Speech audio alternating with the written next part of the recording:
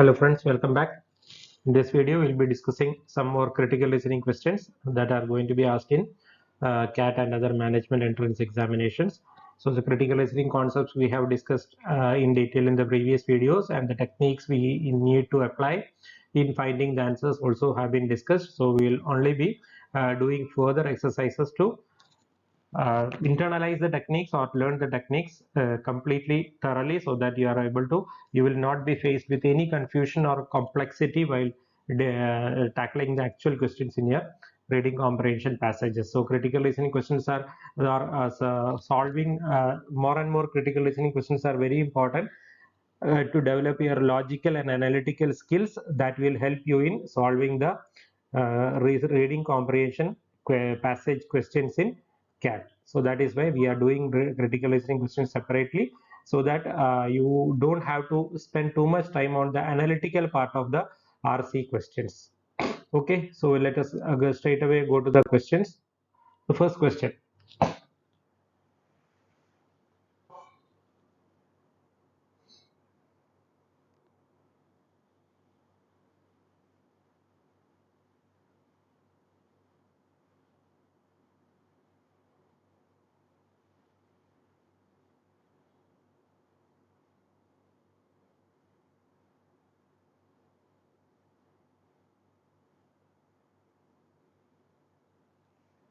what is a pluralistic society?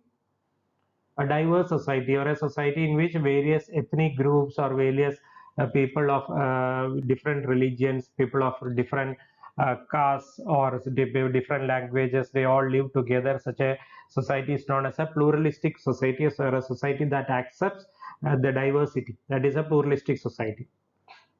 What is quandary? Quandary means a confusion or a dilemma or a difficult situation is called a quandary. A confusion, a dilemma, or a difficult situation, that is a quandary. Repository, a storage space. Repository means a place where something is accumulated or stored, that is a repository.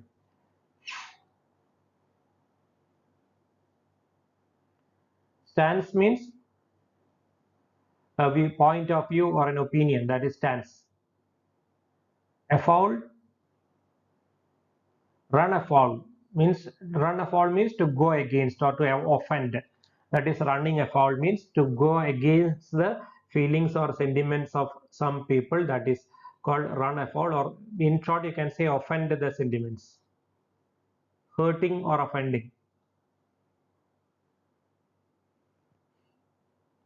Inevitable, something that is bound to happen, something that cannot be avoided, that is inevitable.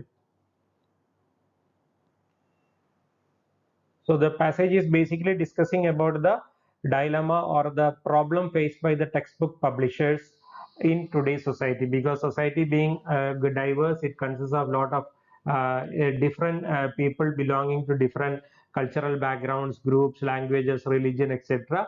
So what is happening, and the schools are regarded as a place where society's moral and cultural values are stored and developed. So each group wants to have something, or each group within the society wants to prevent any material in the textbooks that offends its values, its own values. So since the society is pluralistic, it contains a lot of different groups, and each group wants to prevent anything that offends its values from appearing in the textbooks, as a result of which the textbook publishers find it difficult to have an opinion or a stand on any particular issue, because if they take a stand, or if they take a particular point of view on any issue, what will happen, it will be offending the sentiments of one group or another. Society is pluralistic, lot of groups are there, and all groups want to prevent anything that is offending their sensibilities from appearing in the textbooks, as a result of which the textbook publishers, if they take a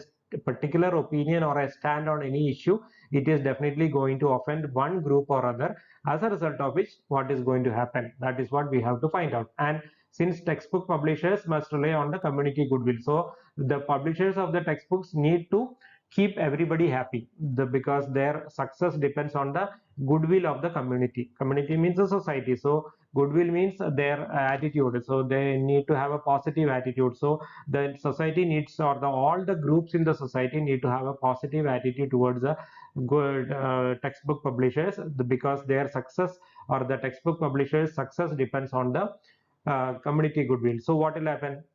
It is inevitable. What is inevitable? What is going to happen? Because of this problem, the textbook publishers, what they will not be taking any particular stand or viewpoint on any issue, because whenever they take any particular stand or viewpoint, what will happen? It is going to offend the sensibilities of some group or other. That is what given here. As a result, a stance on a certain issue is going to offend one group or another. So this is the crux of the problem. So because of which, and textbook publishers want everybody to be happy, all communities to be kept happy. So what they will do, they will not try to offend anybody. So what is going to happen? That is what you have to find out. Very simple. Once you understand that, the answer becomes very simple. What is that? The ethical and moral content of textbooks will become increasingly neutral and bland. They will not be taking any stand. Bland means tasteless or without any particular idea. That is bland. Something that is completely devoid of any opinion or any kind of taste or any kind of means partiality. That is called something that is bland.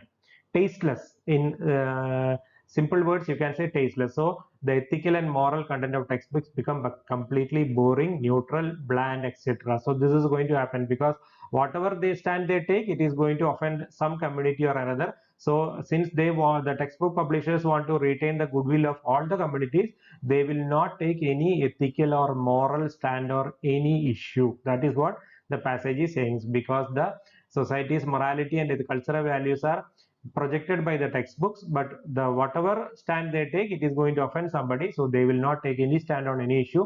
Means the ethical and moral content of textbooks will become completely neutral and without devoid of any kind of message. It becomes completely bland or boring. So this is the clear answer.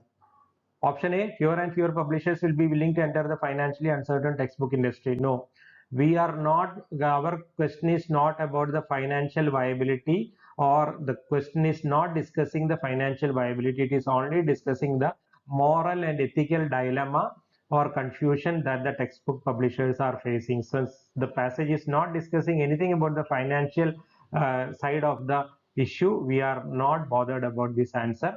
Option C, more and more pressure groups will arise and that seek to influence the content of the textbook. That is already stated here. The sentence idea we have to complete is, since textbook publishers are relying on the community's goodwill, what is going to happen? What is inevitable? Something that is definitely going to happen. So this is already stated here that pressure groups are already going to exert pressure. So that is something that is already stated. It is not going to complete the passage. Option D, the government will be forced to intervene in the increasingly rancorous debate. What is a rancorous debate? Very hot debate, something in which lot of heated discussions will go on. That is called a rancorous debate or a malicious debate, where lot of ill will be there by one community against another community. That is called a rancorous debate. But is this a good answer?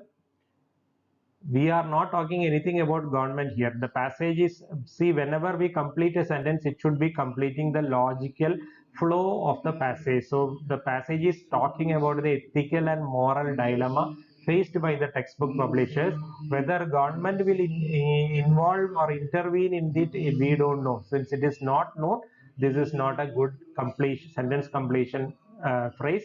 Option is, school boards, teachers and principals will find it nearly impossible to choose among the variety of textbooks being offered. So it says that the school books are, our question is not about the issue or the problem of school boards. We are talking about, since textbook publishers must rely on the community goodwill. So since they want to keep the community happy, what is going to happen? It is inevitable that the textbooks will become completely neutral. So whether the school boards are going to find it impossible or not, we don't know. This is not the point that we are discussing in the passage. Sentence completion should always focus on the logic that is discussed in the previous statements.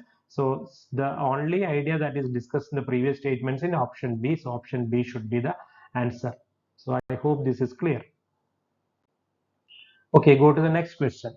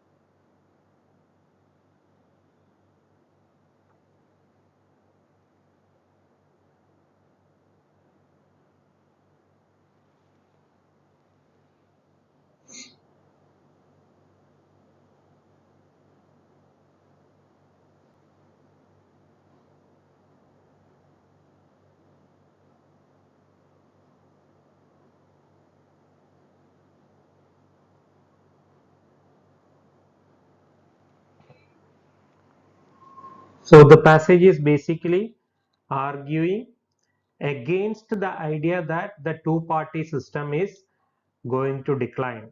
So the passage begins by saying that we have heard a good deal in recent years about the declining importance of the two major political parties. So the contrary idea is introduced first, or the opposite idea is introduced first. What is the opposite idea? The two-party system is going to decline. The importance of the two major political parties are declining. And what is the fact that is given to support that argument? Because the fact is that it is a mass media that is deciding the outcome of the elections now, not the power of the party. So this is the fact that is given to support the idea that is stated in the first arguments, or the opposing argument. Opposing argument is that the influence of the two major political parties are declining. Why? Because it is a mass media. Mass media means the digital media, the TV, the channels, and all those kind of electronic and non-electronic media. That is the mass media. So they are deciding the outcome of the elections, not the power of the parties. Then we talk about the other idea. So these two statements, one is the argument, another is a fact that supports the argument. Then we talk about the opposing idea. What is that? The opposing argument is that no independent or third party candidate has won any election in recent years. So if the influence of the major political parties are declining, then the independent candidates or another third party candidate should win, but no independent candidate or third party candidate has won any important election in recent years. And in the last election, what is happening? The two major political parties raised a lot of money and spent a lot of money supporting their candidates. So two facts are given to support the next argument, which is the argument that the passage is making. So this is the argument that the passage is making, which is these two are the facts. This one and this one are the facts, and it is supporting this argument that the reports of imminent demise of the two-party system are premature. Means the reports regarding the imminent means upcoming, or the something that is going to happen, that is imminent demise. Demise means death. So the reports regarding the death of the two party system are premature. Premature means something that is not yet correct, means that is premature. So means what? The two party system is not going to die, at least in the near future. So this is the meaning. So means the passage is making the argument that the two party system is still very, very important. The two major political parties are having lot of influence. What are the facts that support the argument? There are no independent candidates or third party candidates who have won any major elections in recent years. And in the last election, the two major political parties, they raised and spent a lot of money supporting their candidates. So these are the two facts given to support the argument that the two-party system is still very much influential. The contrary idea is that the two-party system is declining in importance. And what is the fact that supports it?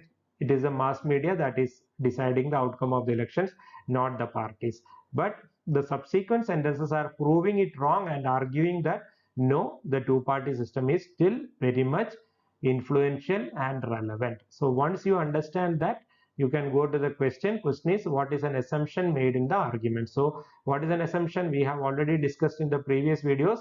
What is an assumption? If you are watching this channel for the first time, please at least go to the first video, critical reasoning basics, where we have discussed in detail the critical reasoning definitions or fundamental concepts like fact, inference, assumption, and conclusion. So assumption, let us recall, is an unstated fact that supports the argument or that gives to the leads to the conclusion. So what is the argument here? We need an assumption that is made in the argument above. So what is the argument in the whole passage? This is a argument which is disproved by this argument. So the author is actually of this opinion. So by reading this, you should understand that contrary to the reports about the declining importance of two major political parties, the author says that the two major political parties are still very much influential and relevant. The two-party system is still very much relevant. That is the argument. So you need an assumption to support the argument, or in other words, you need a statement that you can derive from the facts given in the passage that supports the argument that the two-party system is still influential and relevant. Once you have understood this, then you can easily find the answer. The amount of money raised and spent by a political party is one valid criterion for judging the influence of the party. Yes, the passage is arguing that the two-party system is still very influential, and the fact given is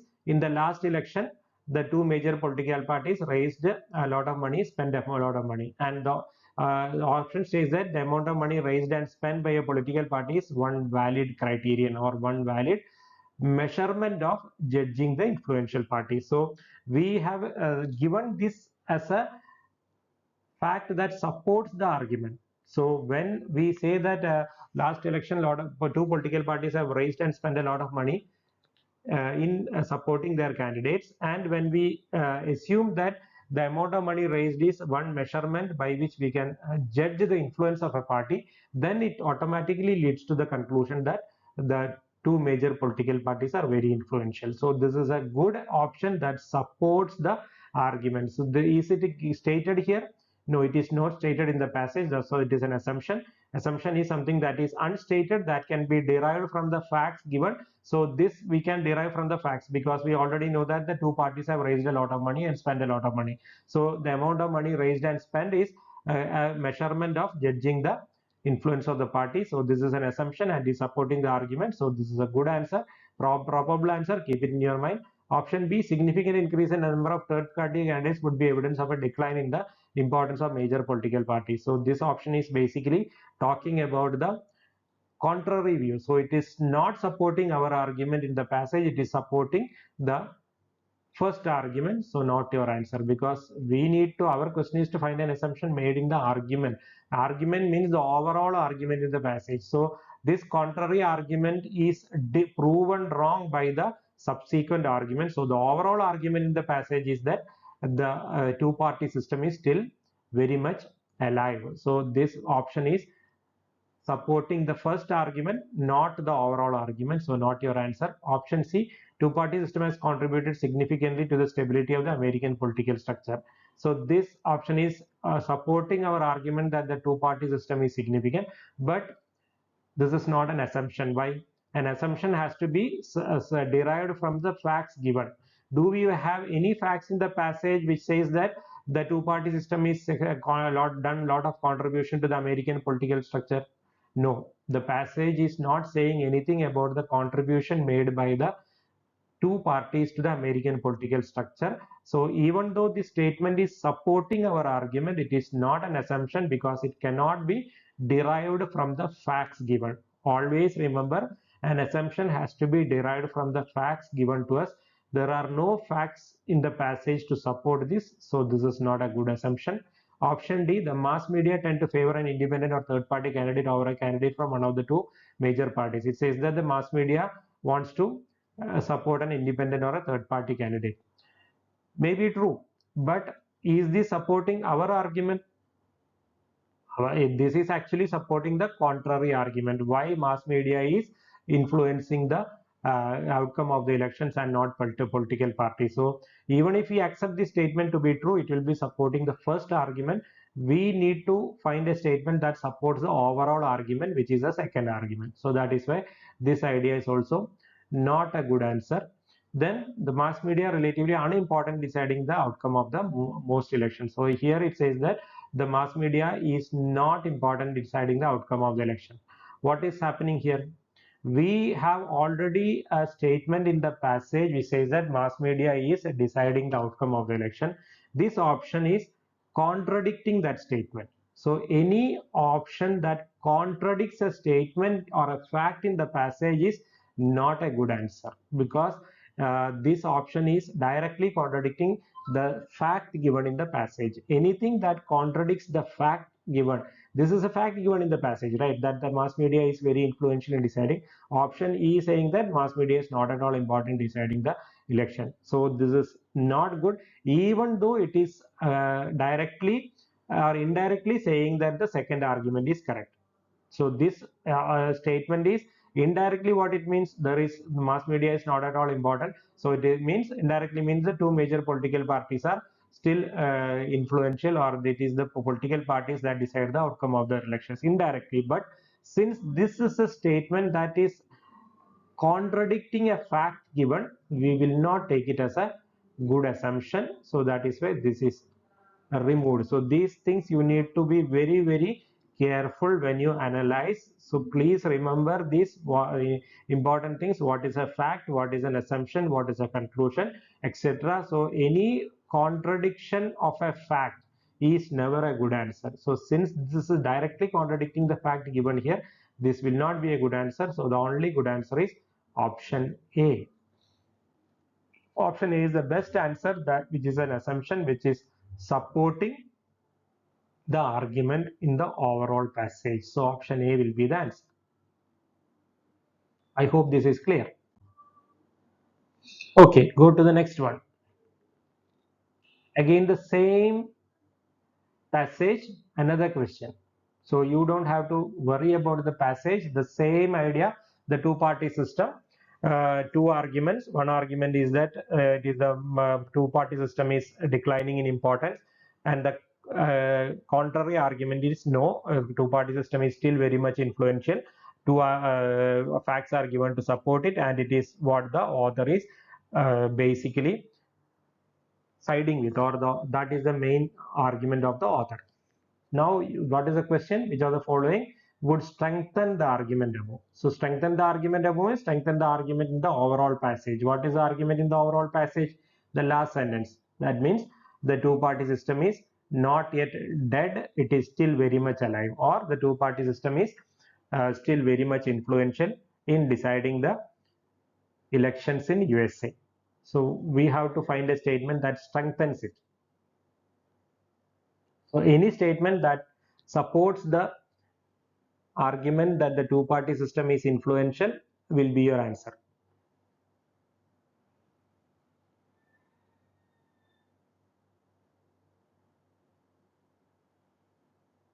So the percentage of voters registered as independents is higher today than ever before. Means when voters are registering themselves, they will either register. This is a system in USA, not in India, where when the voter registers himself, he has the option of registering himself as a supporter of a particular political party. So somebody will be registering himself as a supporter of a Republican candidate or a Democrat candidate, or as independent. So here it says that the percentage of voters registered as independents is higher today.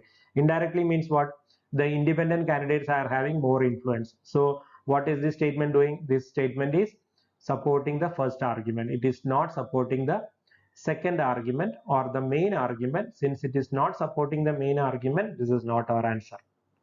Option B, in a recent presidential campaign, for the first time ever, an independent candidate was invited to appear in a televised debate with the major party candidates. So what is the meaning here? Normally, the major party candidates only will be appearing in televised debates and all.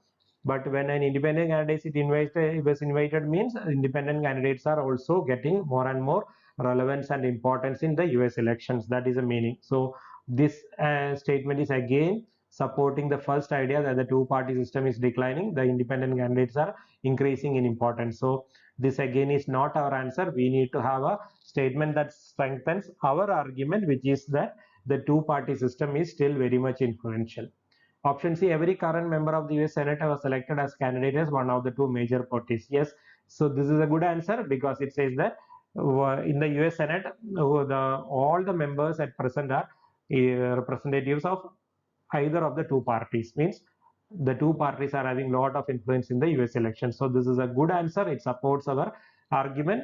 Keep it in your mind. Option D, in a recent opinion poll, most voters stated that a candidate's party affiliation was an insignificant factor in judging his or her witness. So what is the meaning here? The candidate's party is not important. The people or the voters do not think about a candidate's party while voting for a person or while thinking or judging his fitness for office. So means what? The party is not important. It is the individual that is important. So indirectly it means what? The parties are not relevant. So this is not supporting our argument. Our argument is that the two-party system is still very much relevant. So not your answer. Option E, in the last 4 years, the outcome of several statewide elections has been determined by the strength of the third party vote. Again, it says that the third party voters are influential, or the people who are not voting for the two major political parties, they are increasing, and because of them, the elections outcomes are decided by the third party vote. So this again is supporting the first view that the two major political parties are declining in importance, not our answer, because our argument is that the two major political parties are still having a lot of influence and importance in the US elections. So all the other options are not correct. You have only one option C, which is strengthening the argument above. Strengthening the argument above means you have to find out which is the argument that the author wants to make. The author is first talking about a contrary argument, then he says that no, the clear reports are, these reports are incorrect. So first we talk about say that there are a lot of reports saying that the parties are declining in importance, but finally he says that these reports are incorrect. Means the reports regarding the death of the two-party system is incorrect. Means the passage is basically arguing that the two-party system is very much influential. So option C is the statement that supports that argument. So C should be the answer. I hope you have found the contents and the techniques that we have used useful in your preparation. Please like, share and subscribe to the channel and try to popularize the video so that I get more reach, so that I'll be motivated to bring you more quality content that will be helpful in your exams. Thank you. Bye bye.